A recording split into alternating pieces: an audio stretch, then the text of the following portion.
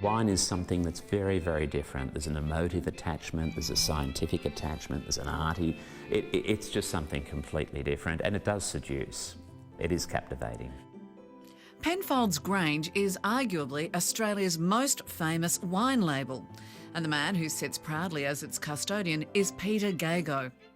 For more than 2 decades now, South Australian wine has been his passion, and he's travelled the world sharing the very best that our state has to offer. Now, you've just been awarded the Winemaker's winemaker, the best winemaker in the world. How do they get to that decision?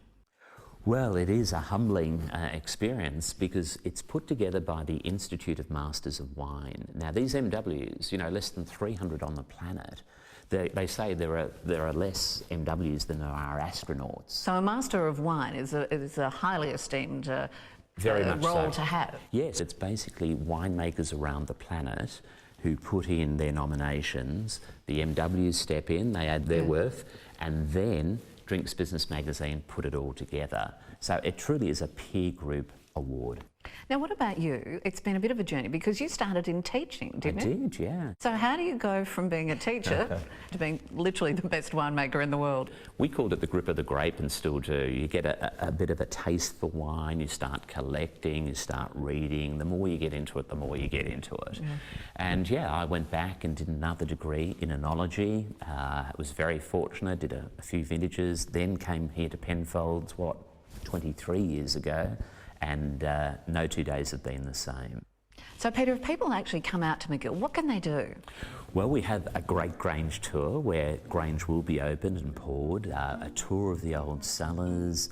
We taste many of the other wines, some cellar reserve wines that people don't even know that Penfolds makes. And also close to town. Very. So what we have here is a working real winery with a vineyard 15 minutes from the GPO on a bad day with traffic. Yeah, so that's unheard of in the world of wine in any country, anywhere.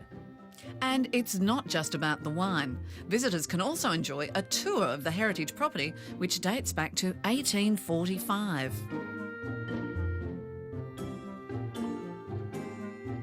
So speaking about South Australia, how are we seen as a wine region by the rest of the world?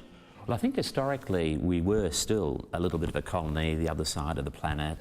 I think lots of fruit, lots of flavour, good value for money was the order of the day. I think what's now happening though is an awareness that some very serious wines are made here.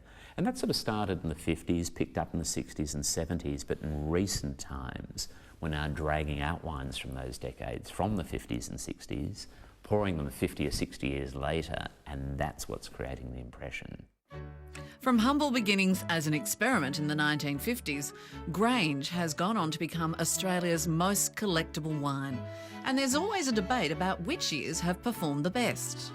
My favourite vintage currently, from a pure hedonistic drinking perspective, not a curio, not a rarity, is, and I see it only very, very rarely, the 53, the 1953. 53. But more recent times, the 2004, because you still see the odd bottle. But 53, as a 50, whatever it is year old, heading towards 60 years of age, 59 years of age now, it still drinks enormously. But if you are lucky enough to actually have a bottle of Grange, should you cellar it or pull that cork and enjoy the moment? People have choice. Drink it as a young wine, drink it as a 20, 30-year-old with some secondary characters, or later on those beautiful tertiary characters. Sensational. You spend an enormous amount of time overseas and you are a South Australian brand ambassador. What do you love about coming home?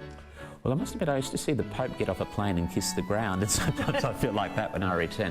I think it's only when you travel, and we talk about this quite a bit, that you realise what you have. It's almost the inverse of the grass is greener. You come back here and you think, thankfully, back here, clean air. I think you see things in a different light. Yes, there are great cities, there are great countries, but there's something very uniquely special about Adelaide.